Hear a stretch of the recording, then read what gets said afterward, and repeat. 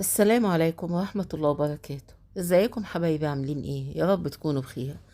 النهاردة معانا هريسة الشطة، هنعملها في البيت بطريقة حلوة قوي، جميلة قوي، وبالطريقة الصح بتاعتها. مش مجرد فلفل مفروم بملح وتوم وبس. لا، هنشوف الطريقة اللي هي يعني مش هقول الكويسة، اللي تخليها تعيش معانا، ما تبصش معانا.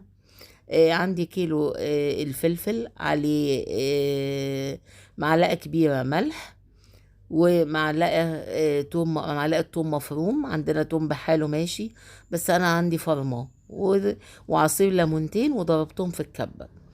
طبعا ما ينفع، شايفين المية بتاعتها شلتها على النار بعد كده. ما ينفعش ان انا اعملها مجرد فلفل مفروم واقول دي هرسة شطة. شوف، لازم تطلع المية اللي فيها عشان ما تحمضش وتبوظ. شايفين شكلها؟ هي مش صلصة على فكرة، يعني هي فيها قطع فلفل صغيرة بس مش باينة. انا عاملة 2 كيلو مش كيلو.